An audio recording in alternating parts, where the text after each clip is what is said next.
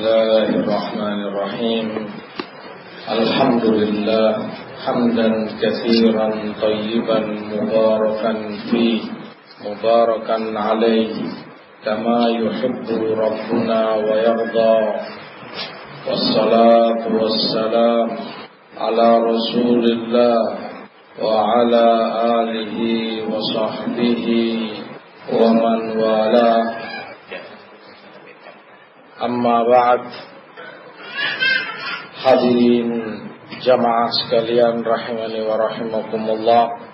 Alhamdulillah, pada kesempatan sore ini kembali kita dipertemukan Allah di tempat yang mulia ini untuk membahas salah satu perkara penting dalam kehidupan kita bermasyarakat, perkara yang menyangkut para aba dan juga ummahat, para orang tua, bapak maupun ibu, yaitu adalah hukukul aulad, tentang hak-hak seorang anak, hak anak atas orang tuanya, hak anak atas bapaknya, hak anak atas ibunya. Artinya mereka punya hak yang harus diberikan, yang wajib ditunaikan oleh sang bapak maupun oleh sang ibu. Hal ini karena memang hubungan antara anak dan orang tua, hubungan yang sangat kuat, hubungan yang bahkan Al-Quranul Karim menyebutnya dalam beberapa ayat-ayatnya.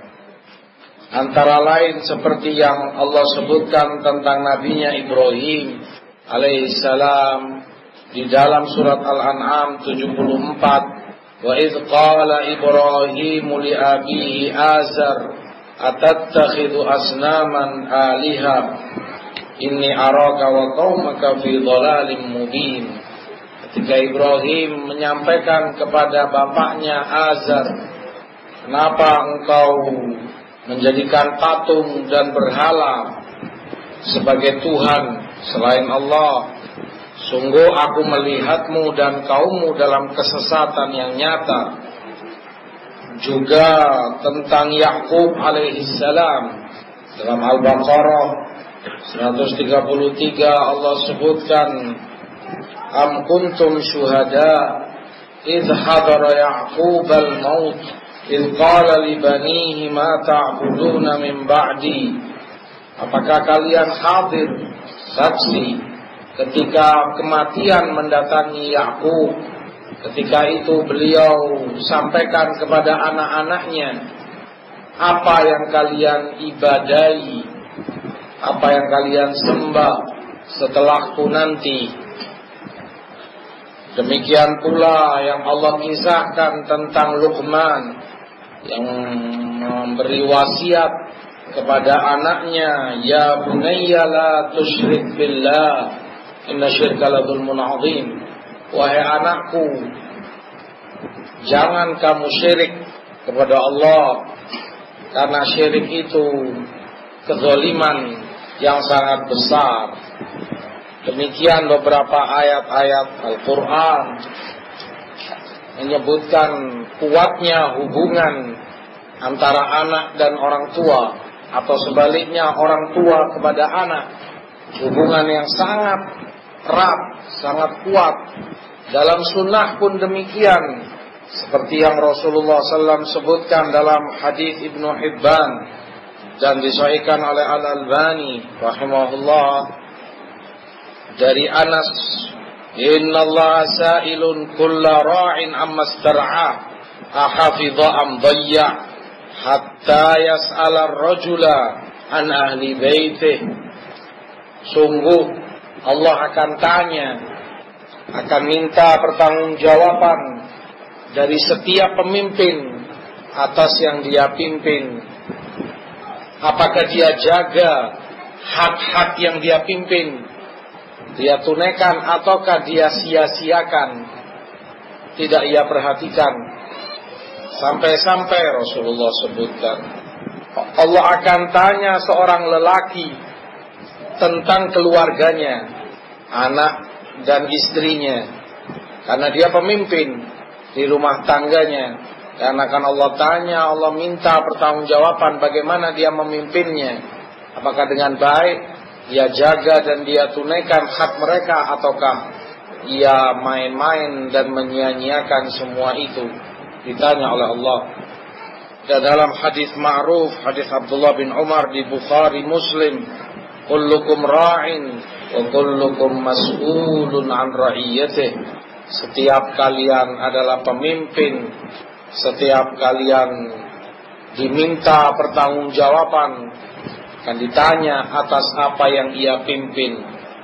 Warrajulu ra'in wa huwa mas'ulun an ra'iyyatih. Maka seorang suami, seorang lelaki pemimpin di rumahnya, dan dia akan ditanya atas yang ia pimpin.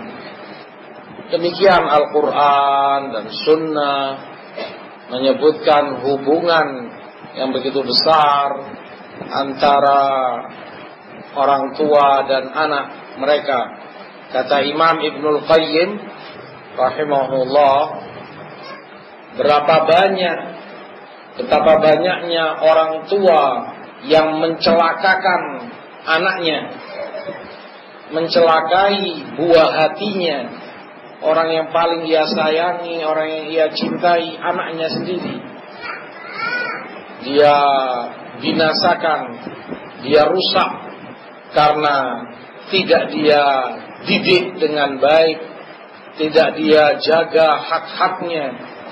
Justru dibantu si anak, dibiarkan dalam syahwatnya, dibiarkan dan dilepas melakukan apapun yang ia mau, dengan dalih alasan seakan orang tua itu memenuhi segala permintaan anaknya, dengan alasan dia demi kesenangan si anak, tidak ada yang dia tolak, tidak ada yang dia, semua diberi, semua yang dia minta dituruti. Pada hakikatnya orang tua semacam ini telah menghinakan dan merusak anaknya, telah menzalimi anaknya sendiri. Dengan itu hilang manfaat yang seharusnya didapati orang tua dari anak. Yang seharusnya anak itu kalau dia didik dengan baik, jadi anak soleh, dia tarbiyah dengan benar, maka bermanfaat bagi orang tuanya, amal solehnya, pahalanya mengalir ke orang tuanya. Tapi dengan dia sia-siakan ini, hilang manfaat itu, lepas darinya. Oleh sebab itu, di dunia dan akhirat, lepaslah hubungan antara orang tua dan anak ini, tidak ada lagi manfaat mengalir padanya.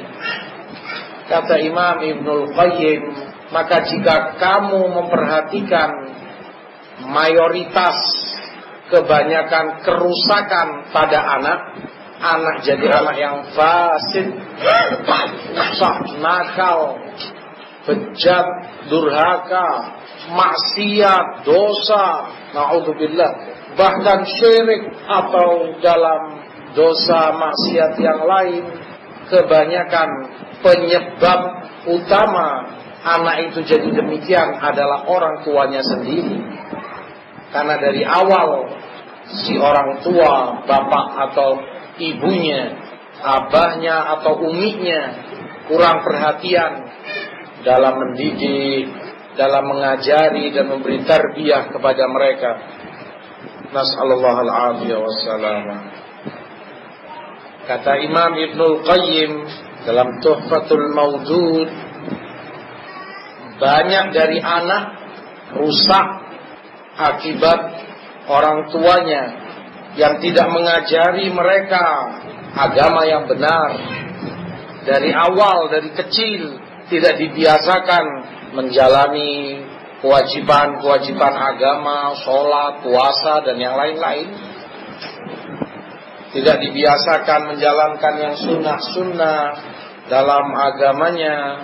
Demikian dari masa kecil anak ini disia-siakan oleh orang tuanya, maka ketika anak itu besar, sudah jadi manusia, sudah jadi orang besar, dewasa, tidak bermanfaat bagi orang tuanya, menyia-nyiakan orang tuanya, dibalas dengan yang serupa.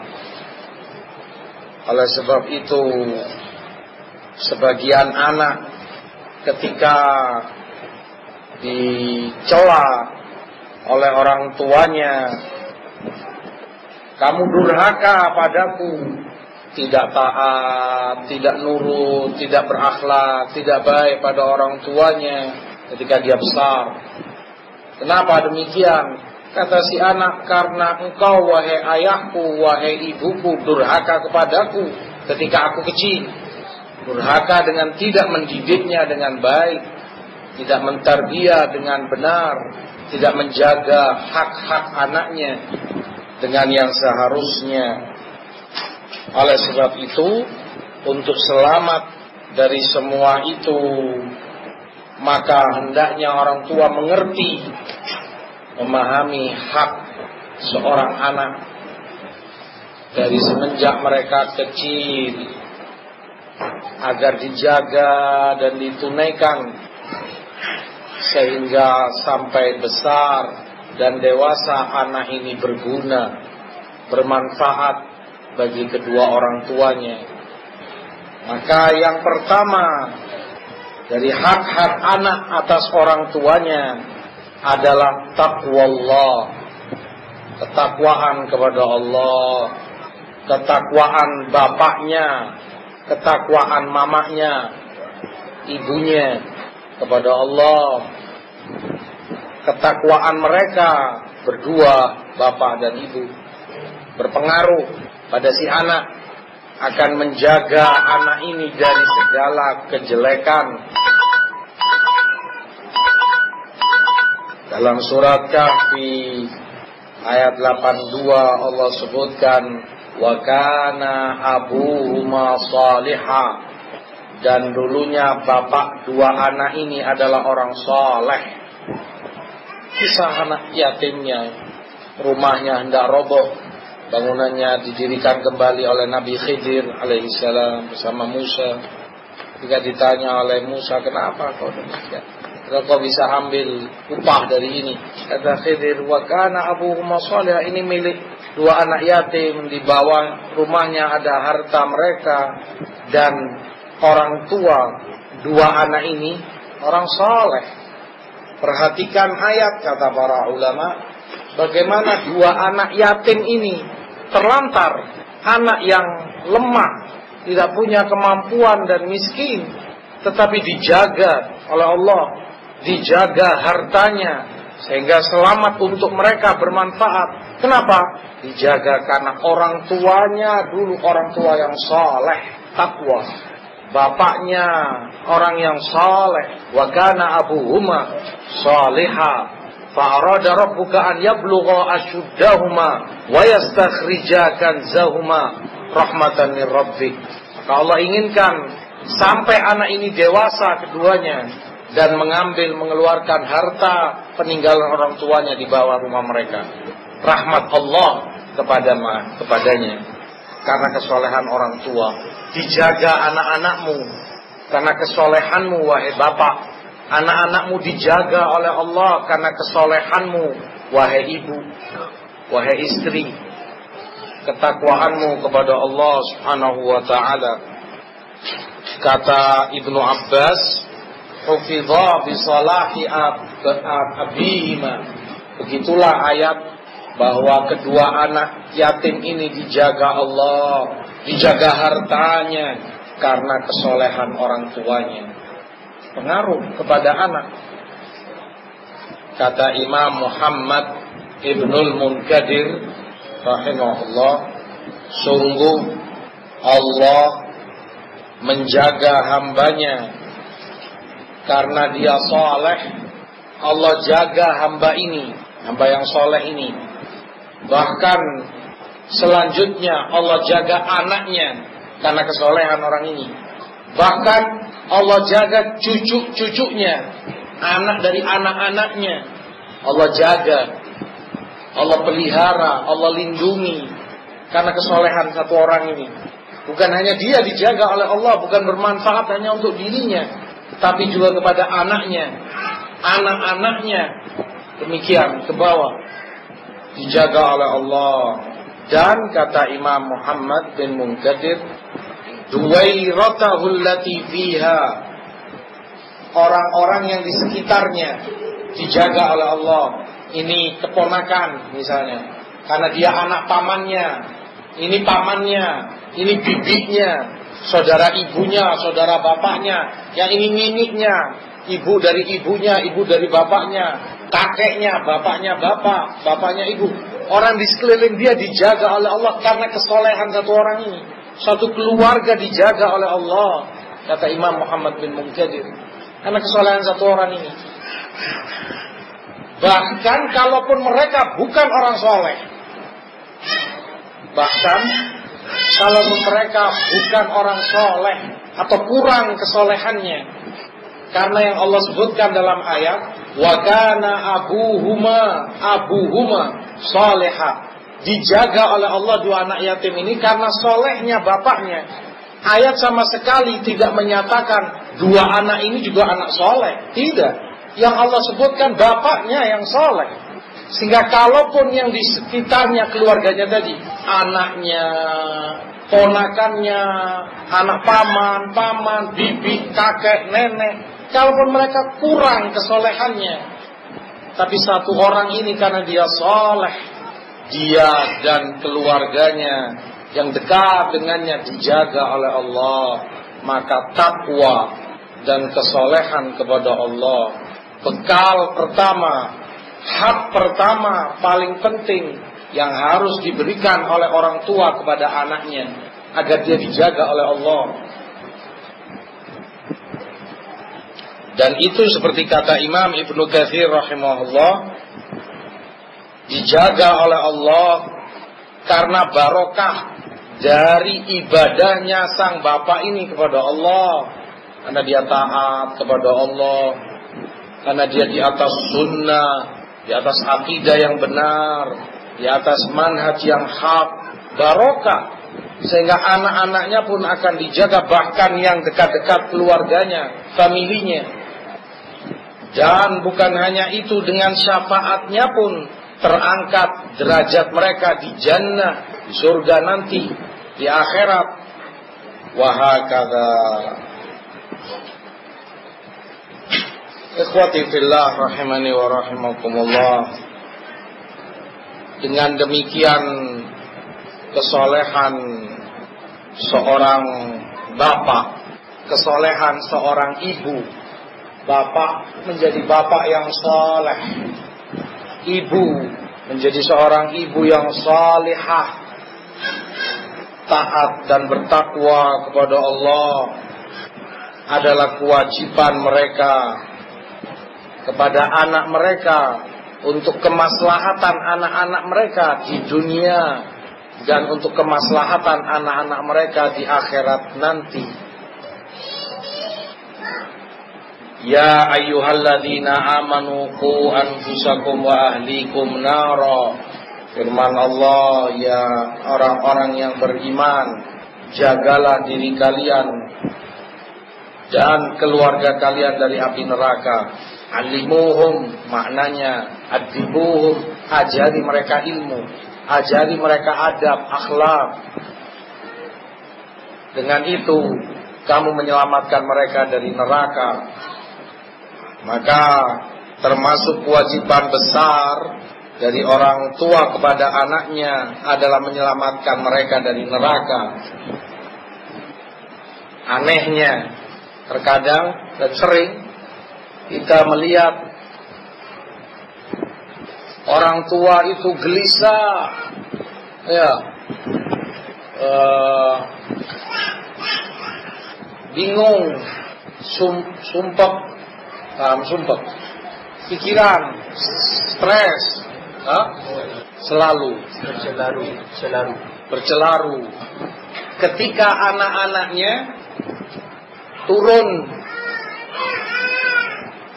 kemampuan ilmiahnya, di sekolah, misalnya, macam mana nilai matematikamu, kenapa 5? Misal, kau sudah aku sekolahkan di sini, aku masukkan kau di tambahan apa namanya? Terakhir, tuition. Sudah aku masukkan tuition juga, kau nilai matematika masih 4, masih 5. Ini bercelaru orang tuanya tidak tenang. Atau kalau si anak ini bolos, apa bolos itu? Hah? Tidak masuk sekolah. Apa namanya? Hah? Ya, tidak masuk sekolah. Seharusnya dia di sekolah, dia main sama teman-temannya entah kemana, sana kemari. Bercelaru orang tuanya, ya kan? Gelisah dia, anak-anak kita ini malas sekolah, tak mau masuk, main ini.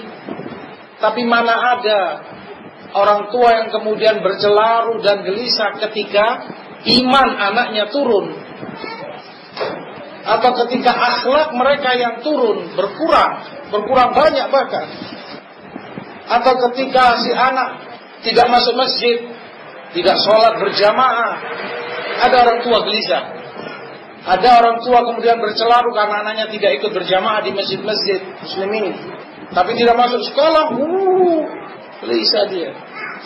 Mana ada orang tua membawa anaknya ke majelis-majelis ilmu, belajar, mendengarkan ini itu, padahal percuma, tidak bayar.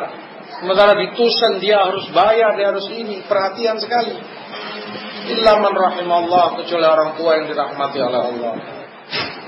Yang merusak anak-anak mereka adalah orang tua itu sendiri. Wal'iyadu billah. Sehingga menjadi anak yang nakal, anak yang rusak di masyarakatnya, meresahkan, bermaksiat dan melakukan dosa. Dan itu kerugian yang sangat besar, kerugian yang ada di dunia dan akhirat. Firman Allah dalam Az-Zumar 15, Qul innal khasirin alladzina khasiru anfusahum wa ahlihim yaumal qiyamah ala dzalika huwal khusranul mubin. Katakanlah sesungguhnya orang-orang yang merugi itu adalah yang merugi terhadap dirinya dan keluarganya, anak istrinya. Merugi di hari kiamat kelak, sungguh itu kerugian yang nyata. Rusak istrinya, rusak anak-anaknya, jauh dari kesolehan, jauh dari takwa, jauh dari sunnah.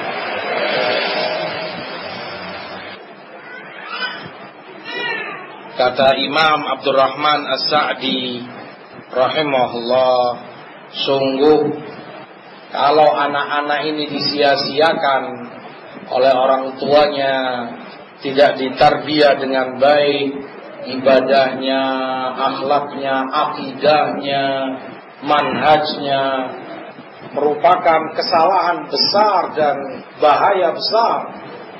Beliau permisalkan seperti kebun, taman, kamu tanam di situ pohon, tanaman, ya, pohon apa misalnya, mangga atau apalah. Dari awal, dari kecil kamu tanam bijinya, kamu siram, kamu beri pupuk, kamu rawat, kamu gini. Tapi kemudian kamu biarkan, kamu malas, kamu capek, kamu biarkan, tidak kamu pedulikan, rumput liar tumbuh di situ kamu biarkan, hama masuk di situ, binatang merusak, kamu tidak urus, maka rusak tanaman itu dan tidak bisa membuahkan hasil, tidak bermanfaat untukmu.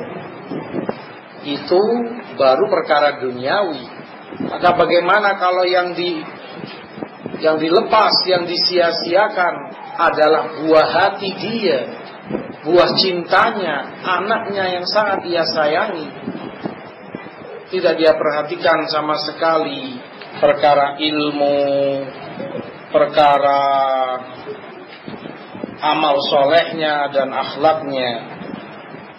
Hadirin jamaah sekalian, ikhwati fillah rahimakumullah. Kembali kepada perkara hak anak atas orang tua. Tadi telah kita sebutkan adalah kesolehan bapak, ketakwaan seorang bapak berpengaruh besar kepada kebaikan anak-anaknya dijaga oleh Allah, dan itu akan terlihat tampak lebih jelas dalam beberapa perkara. Yang pertama dan yang termasuk terpenting kesolehan bapak adalah dalam mencari istri, calon ibu dari anak-anaknya, mencari istri yang salehah, zatuddin, yang beragama, berakhlak, yang taat kepada Allah, kepada Rasulnya. Ibu yang murabbiyah, yang mentarbiyah dengan baik anak-anaknya. Dia merupakan batu pertama dalam membangun keluarga dan famili yang saleh. Di surat Al-A'raf Allah sebutkan ayat 58, wal baladut thayyib yakhruju nabatuhu bi'izni rabbih walladzi khabutha la yakhruju illa nakida. Al baladut thayyib, tanah yang subur, yang baik, akan mengeluarkan tanaman-tanamannya dengan izin Allah Rabbnya. Subur tanah ini sehingga berbuah, hasil, panen. Tapi yang jelek, tanah yang keras, yang tidak subur, tidak akan bisa kau harapkan untuk cocok tanam dengan baik. Maka ibu ini yang salehah, bagaikan tanah yang subur. Kau meletakkan biji di tanah yang subur itu, bibit calon anakmu, darinya akan tumbuh di rahimnya sampai kemudian 9 bulan, kemudian lahir, kemudian dia rawat, dia sayang, dia besarkan, dia didik, dia nasihati, jadi anak yang saleh dari ibu yang salehah. Oleh sebab itu di Sahih Muslim Rasulullah sebutkan, ad-dunya mata' wa khairu mata'id dunya al-mar'atu salihah. Dunia itu perhiasan, dan sebaik-baik perhiasan dunia adalah wanita, istri yang salihah. Sebaik-baik perhiasan dunia. Fadfar bidzatid din taribat yadak. Makanya cari ketika melamar khitbah wanita yang zatuddin, yang beragama, baik agamanya, akan selamat kamu. Di dalam Sunan Nasa'i, di hadis Abu Hurairah dan dihasankan oleh Albani, Rasulullah ketika ditanya ayyun nisa'i khair, perempuan mana yang terbaik, istri atau ciri-ciri istri yang baik, yang salehah. Qala allati tasurruhu idza nadhar. Rasulullah jawab, yang menyenangkan suaminya ketika dipandang. Suaminya memandang dia senang, menambah cintanya, kasih sayangnya. Wa tuti'uhu in amar, mentaati suaminya jika suaminya memerintah sesuatu padanya. Lakukan ini, jangan begini, ditaati. Wala tukhalifuhu fi nafsiha wa maliha bima yakrah, dan dia tidak melanggar suaminya, tidak menyalahi suaminya pada dirinya maupun pada hartanya dengan sesuatu yang tidak disenangi oleh suaminya. Dia tahu ini tidak disenangi suaminya, tidak dia lakukan. Pada dirinya, suaminya tidak senang kalau dia begini, maka dia tidak lakukan. Hartanya, uang yang dia punya, suaminya tidak senang kalau dia belanjakan untuk ini, dia belikan untuk itu, maka tidak dia belikan. Demi menjaga kesenangan sang suami pada dirinya. Ciri istri yang salehah, calon ibu yang salehah bagi anak-anakmu.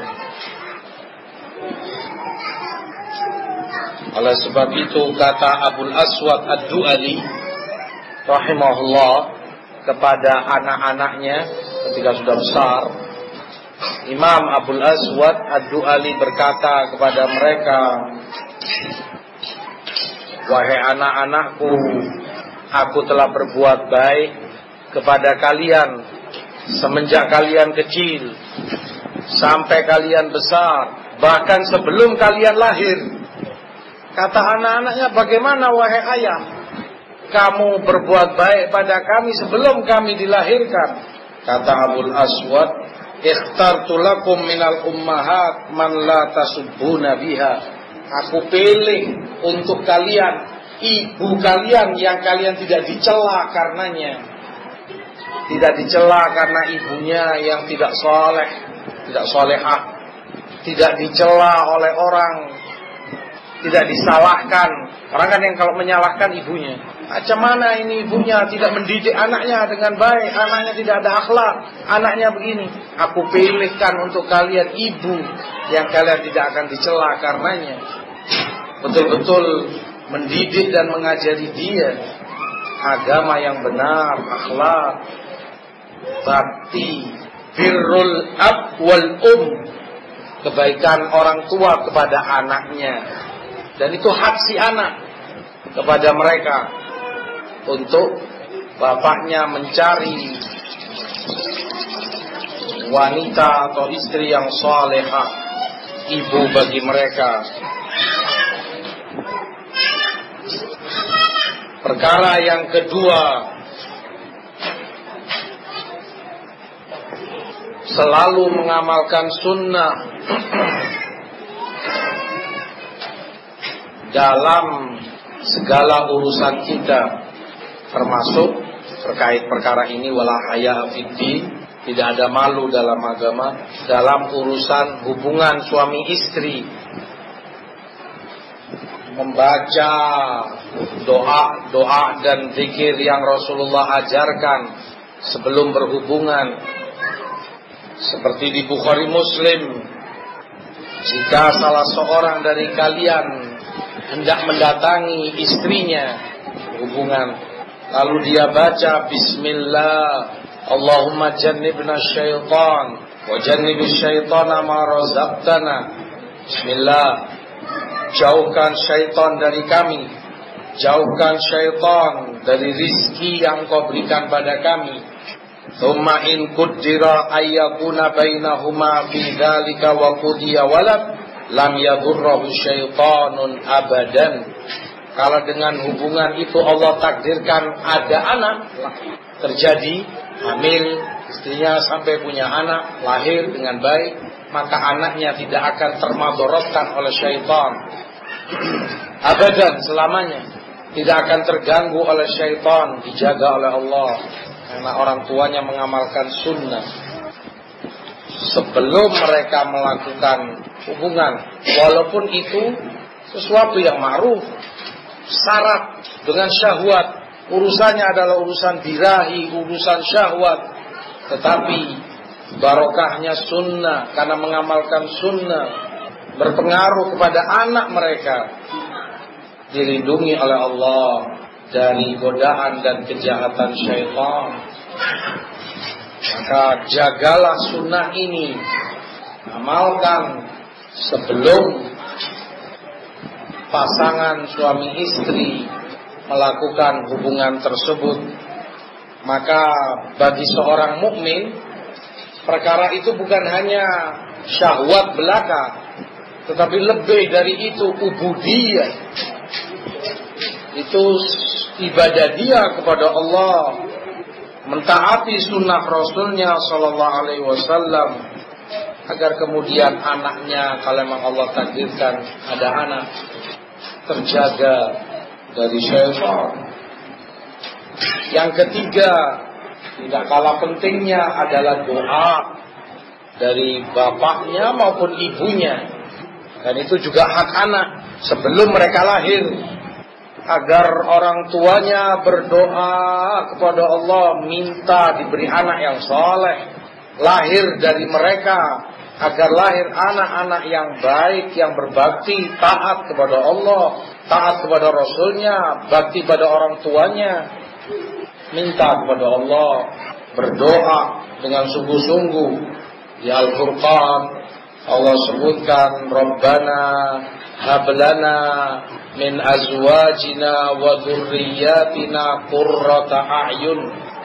Wahai Rabb kami, hibahkan kepada kami, beri kepada kami dari istri-istri kami, anak-anak kami, keturunan kami, penyejuk mata kami, membuat senang hati kami melihat istri yang salehah, yang taat, melihat anak yang saleh, sejuk mata orang tuanya, senang hatinya kepada mereka. Kata Imam As-Sa'di, ayat ini menunjukkan kepada kita bahwasanya istri yang saleh, istri yang salehah, dan anak-anak yang saleh bagi seorang mukmin adalah pemberian Allah yang terbaik di dunia ini. Rizki, pemberian Allah terbaik kepadanya di dunia ini. Makanya mereka sebutkan dalam ayat itu sebagai hibah, hablana, hibahkan kepada kami. Hibah itu pemberian. Maka pemberian terbaik bagi seorang mukmin jika Allah berikan padanya anak dan istri yang saleh. Segala-galanya itu di dunia, Masya Allah. Kalaupun dunianya kurang lebih, mungkin sulit, mungkin kalau sekarang, mungkin rumah dia belum punya, sewa, kereta dia belum punya, mungkin gaji upah juga sedikit, mungkin ini, mungkin begitu, kurang lebih. Tetapi jika istrinya saleh, anak-anaknya saleh, sejuk hatinya, tentram, tenang hidupnya. Dunia, Rasulullah sebutkan sallallahu alaihi wasallam, man asbaha minkum mu'afan fi jasadi, aminan fi sarabi, indahu qutu yaumih, faka'annama jumi'at lahu dunya bihadafiriha.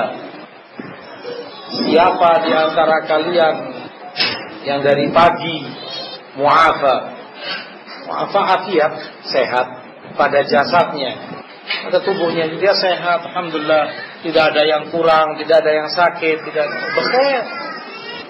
Aminan fi sarabi, aman di jalannya, dia dari rumah, dari biliknya ke mana, ke tempat kerjanya, ke sekolahnya, ke masjid, ke sini, ke pasar, ke kedai, tenang jalan, tidak ada yang mengganggu dia.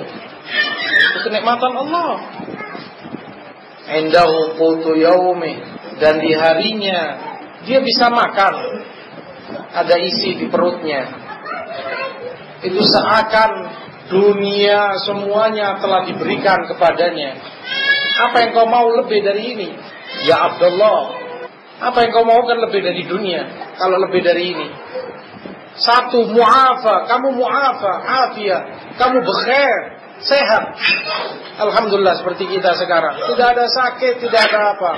Sementara yang lain atang-atang di rumah sakit, seperti atang-atang, tergeletak di rumah sakit, terlantar di rumah sakit dia. Yang ini jantungnya, yang itu stroke, darah tinggi, yang ini yurik, ini kolesterol, ini buah pinggangnya, yang itu masuk rumah sakit sana.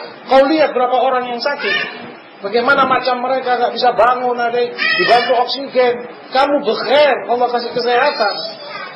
Dari pagi kamu buka mata, alhamdulillah, alladzi ahyana ba'da ma amatana wa ilaihi nusyur. Mu'afa, aminan fi sarabi, dan aman di jalanmu. Kamu kira bukan kenikmatan?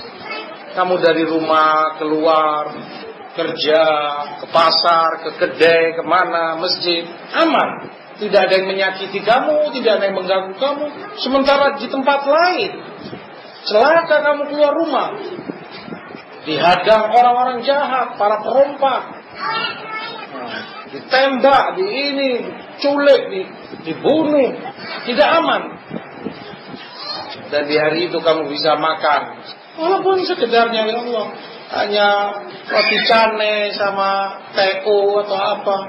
Alhamdulillah kamu bisa makan, tidak kelaparan di hari itu. Itu sudah dunia, semua dunia sudah diberikan kepadamu.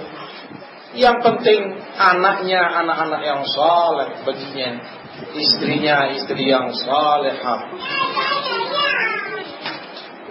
Qurratul a'yun, penyejuk matanya, penyejuk hatinya. Seorang sahabat Abu Talha, ketika anaknya meninggal dunia,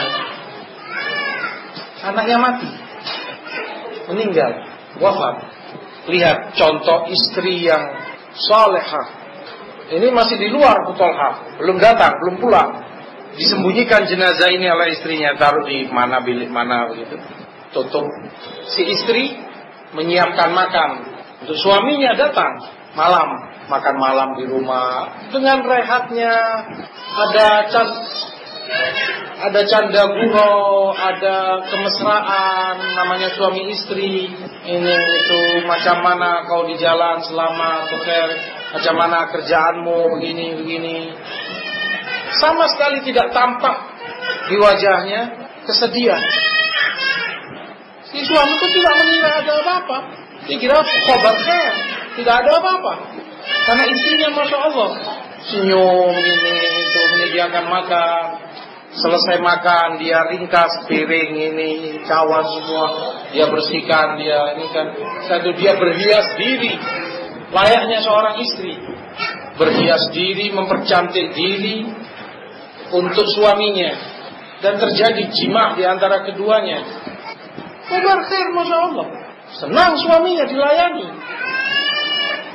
Selesai semua, syahwatnya makan sudah, syahwatnya pun sudah tertunaikan, baru dia bicara.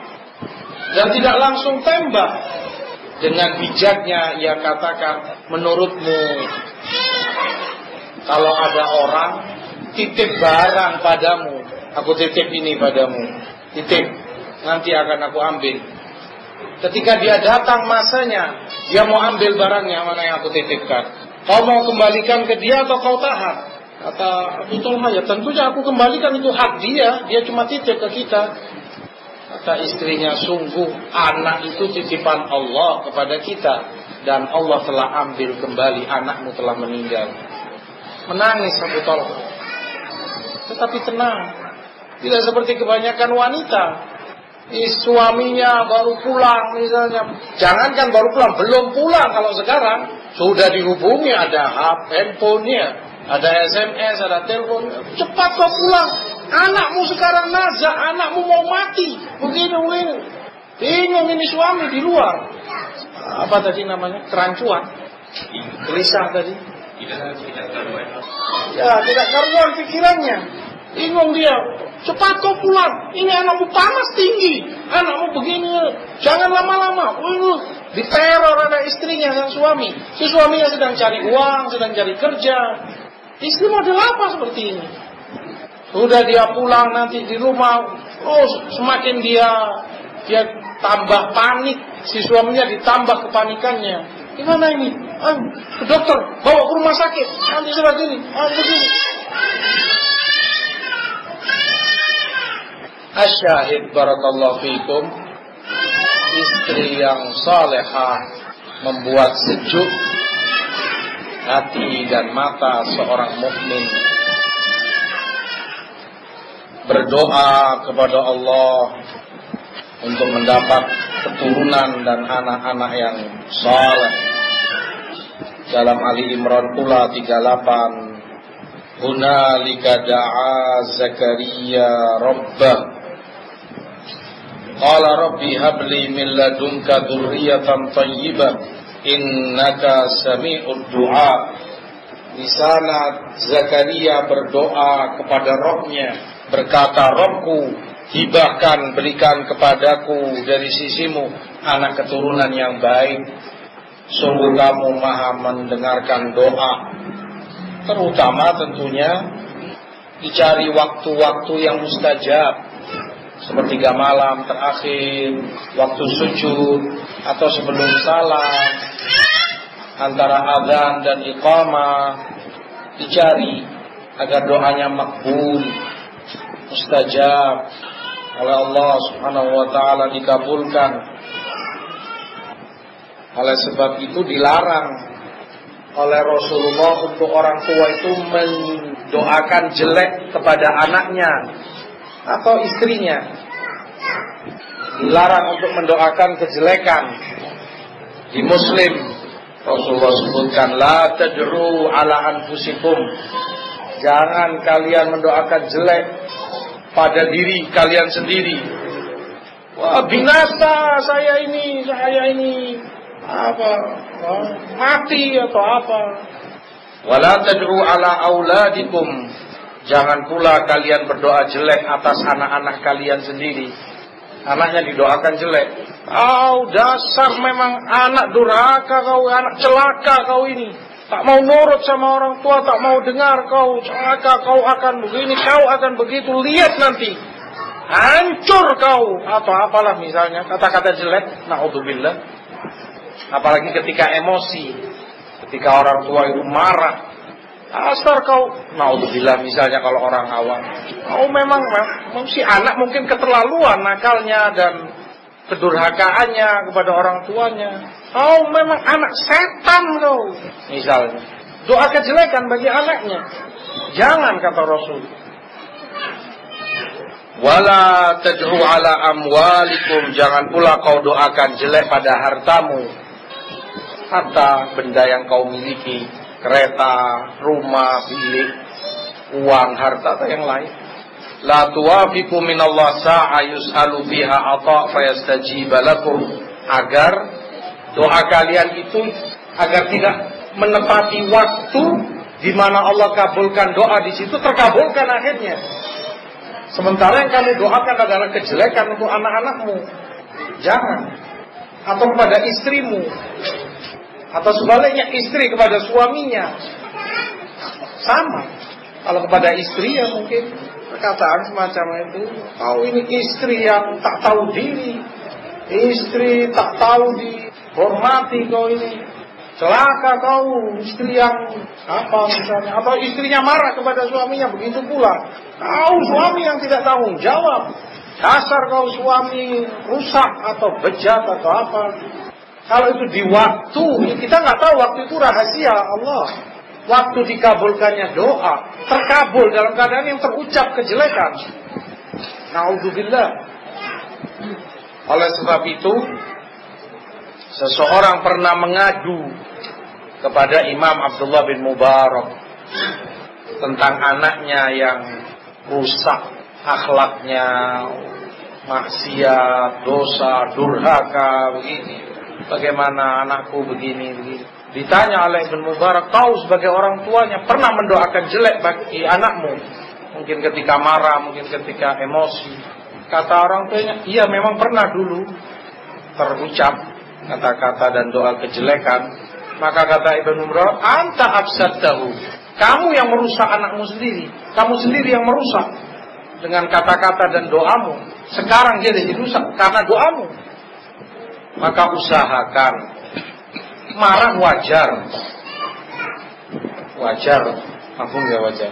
Wajar orang marah, orang emosi. Suami kepada istri, istri kepada suami, orang tua kepada anak. Wajar marah. Apalagi kalau mereka melampaui batas begini. Tapi biasakan yang terucap ini kebaikan. Jangan yang jelek. Ucapkan yang baik. Kalaupun dalam keadaan marah. Misalnya kepada anak yang seperti itu. Kamu Allah yahdi. Marah, tapi yang diucapkan semoga Allah beri kamu hidayah. Aslahakallah. Semoga Allah mensolehkan kamu. atau yang semisal itu. Atau kepada istri yang mungkin begini dan begitu, kamu jengkel dan marah padanya, ucapkan yang baik. Dalam saat kamu sangat marah, nanti Allah yahdiki, semoga Allah memberimu hidayah, kan baik. Kalaupun kamu emosi, kalaupun dikabulkan, alhamdulillah, dia bertambah hidayahnya. Aslahakillah, Allah tambah kesolehanmu, dan yang semisal itu. Jangan kata-kata yang kotor, yang jelek. Nasallallahu alaihi wasallam. Doa orang tua kepada anak sangat berpengaruh. Doa orang tua kepada anaknya sangat berpengaruh. Di Abu Dawud dari Rafi' ibn Sinan radhiyallahu anhu, ketika itu Rafi' Islam, masuk Islam, istrinya tidak mau, tetap kafirah, musyrikah. Keduanya datang kepada Rasulullah sallallahu alaihi wasallam memperebutkan anaknya. Rafi' merasa dia bapaknya dan dia telah Islam, lebih berhak mengambil anak ini. Anak masih kecil, belia. Ibunya merasa, aku ibunya, aku yang melahirkan, aku yang menyusui, aku yang lebih berhak memelihara anak ini. Maka Rasul sallallahu alaihi wasallam memerintahkan Rafi' duduk di sebelah sana, istrinya duduk sebelah sana. Kemudian si anak di tengah diberdirikan. Rasulullah minta Rafi' memanggil anaknya. Rasulullah minta ibunya untuk memanggil anaknya. Masing-masing mengambil. Sini nak, mari sini. Semula si anak ini hendak condong kepada ibunya, mau pergi ke ibunya. Rasulullah SAW beliau berkata, Allahumma hdiha, ya Allah beri hidayah anak ini. Rafi' terus berdoa kepada Allah, karena dia sudah sahabat muslim, untuk anaknya bisa ke dia, mau bersamanya. Dan Rasulullah membantu, didoakan, beri dia hidayah. Karena kalau sama ibunya kafir, bisa-bisa nanti dia besar kafir, dididik ibunya. Maka subhanallah, anak itu berbelok, berputar, datang kepada Rafi' dan terus akhirnya bersama Rafi' ibnu Sinan radhiyallahu ta'ala anhu. Pengaruh doa. Anak ini pun fitrahnya terpengaruh, Allah selamatkan. Doa pengaruhnya besar untuk kesolehan anak. Doa orang tua untuk anaknya, dan itu terus tanpa henti dalam sholat, dalam ini, doakan untuk mereka menjadi anak keturunan yang saleh.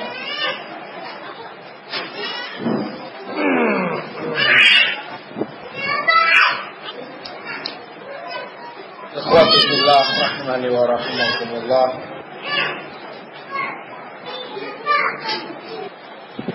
Adapun beberapa perkara terkait hak anak kepada orang tuanya setelah mereka lahir,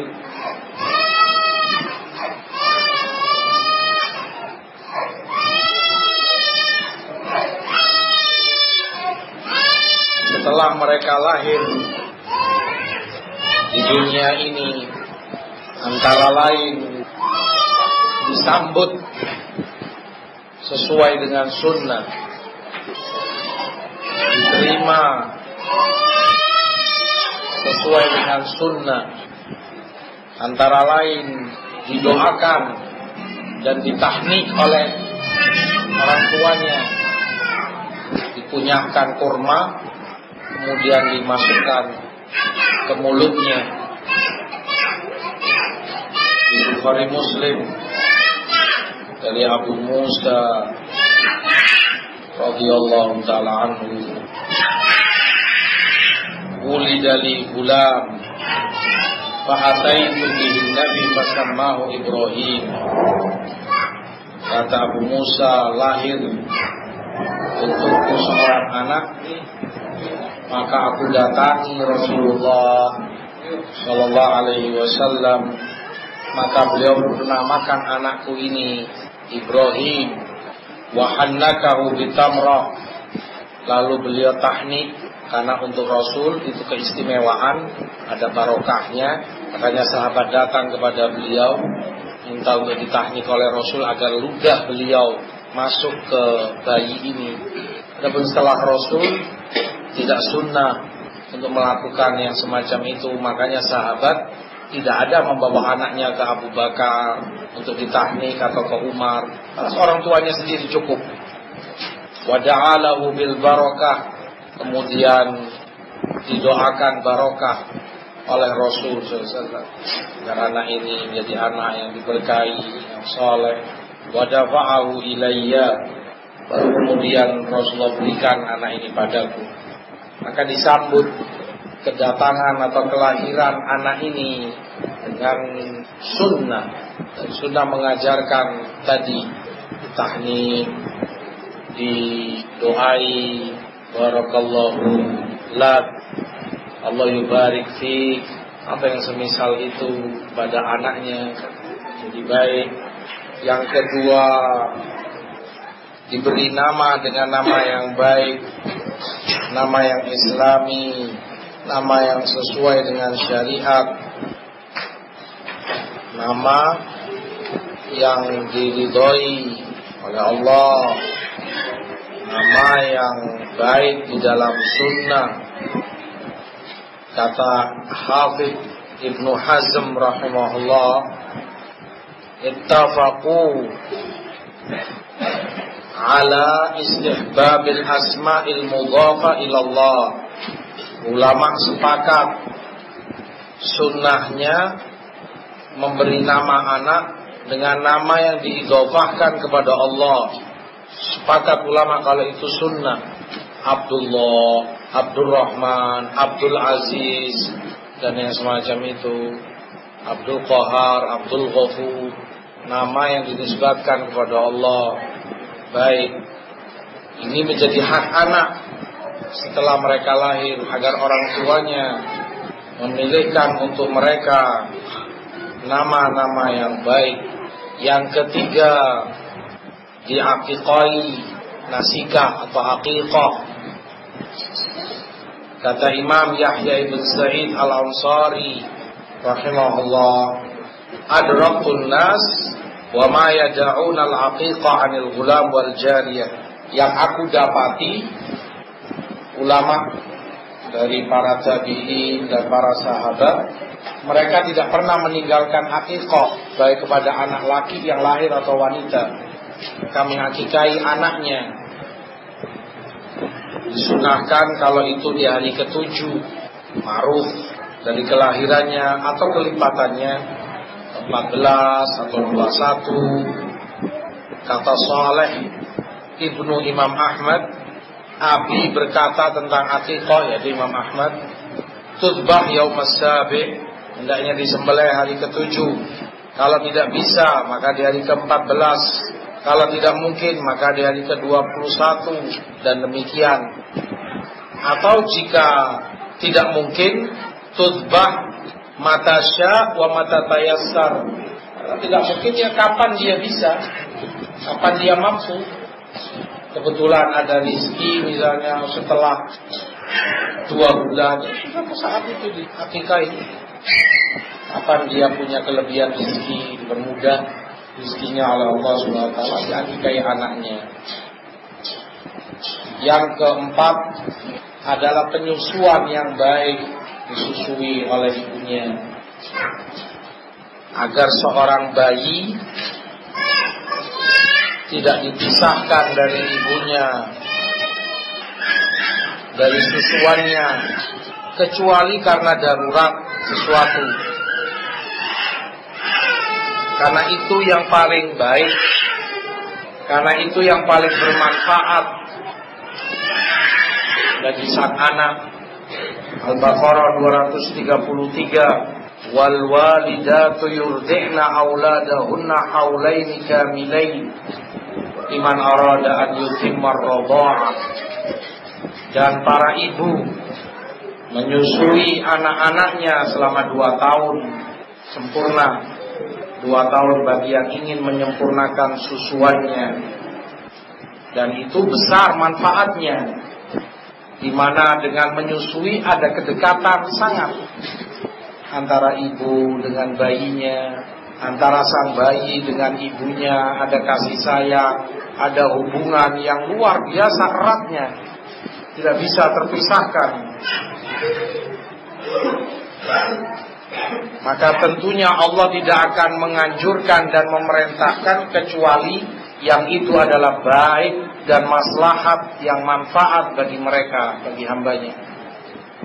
Ada hubungan cinta, kasih sayang yang kuat antara ibu dan anak dengan menyusui bayinya. Perkara yang kelima, hak anak atas orang tuanya untuk memberi nafkah mereka dengan baik, memberi makan mereka dari yang halal, dijauhkan dari yang haram, la ifrat wala tafrid, tidak berlebih-lebihan, tidak pula dia kurang-kurangi. Kewajiban orang tua untuk memberi belanja nafkah kepada anak-anaknya bil ma'ruf, yang ma'ruf dan semampu, sesuai kemampuannya. Terkadang sebagian orang tua musrif, berlebihan, dan dia lepas anaknya dengan uang, apapun yang dia minta, berapapun yang dia dikasih, 10 ringgit, 100 ringgit, mungkin 1000 ringgit, dia kasih terus ke anaknya. Ini merusak anak. Di sisi lain ada pula orang tua yang juga merusak anaknya karena pelit pada anaknya, bakhil. Ya anaknya minta, tapi nggak boleh, nggak bisa. Padahal dia ada uang, betul-betul dikekang yang luar biasa. Para ulama sebutkan salah satu dampak jeleknya yang ini, mengkondisikan anak untuk berbuat jahat. Anak kita masih kecil, namanya anak kecil kan suka jajan, paham jajan?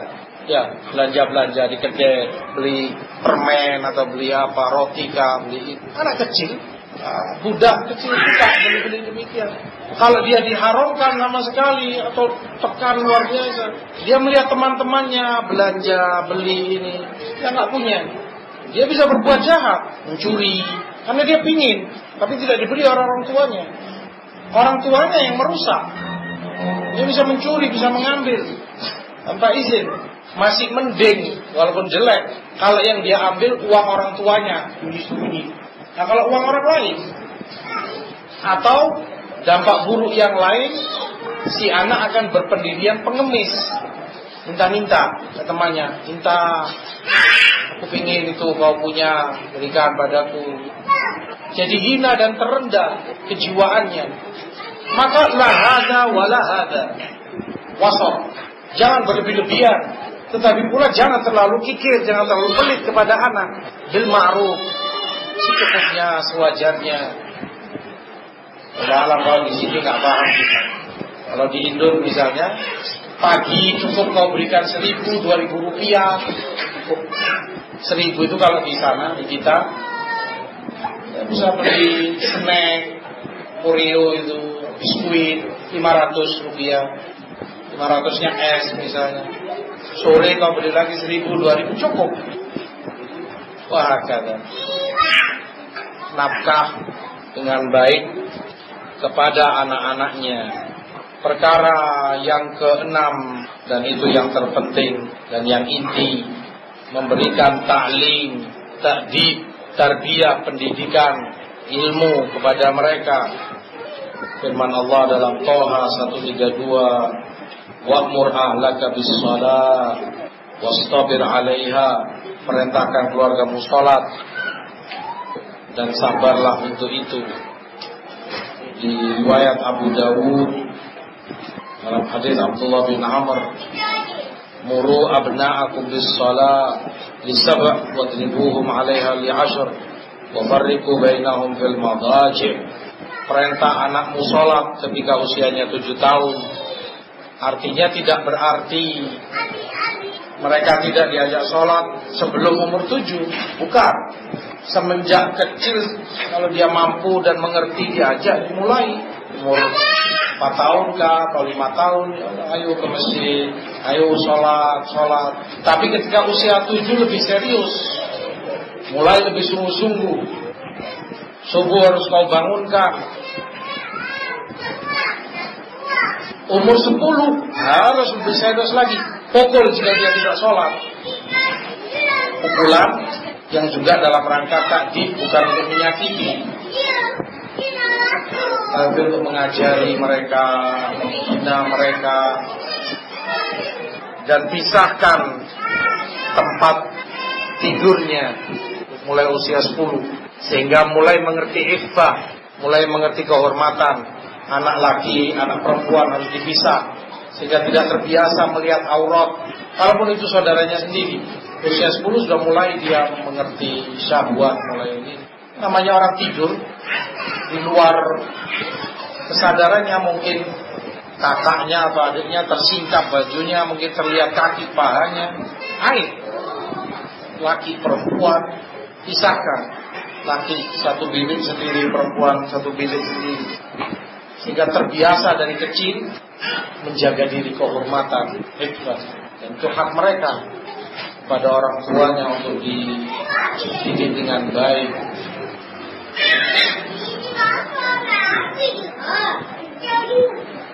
Demikian hendaknya nilai-nilai sunnah, ilmu ditanamkan kepada anak semenjak dini. Sejak dia masih kecil, sejak belia, mulai memayyiz, mulai paham, mulai mengerti, diajak bicara. Tanamkan nilai-nilai akidah sebagaimana Rasulullah ajarkan kepada Ibn Abbas yang muda. Ya ghulam, inni u'allimuka kalimat, ihfadillah yahfadka, ihfadillah tajidu tujahak. Wahai anak, wahai budak, aku ajari kau beberapa perkara. Jaga Allah, Allah pasti menjagamu. Jaga Allah, pasti kau akan dapati Allah selalu di hadapanmu, membantumu. Akidah ditanamkan kepada anak sejak dia masih belia.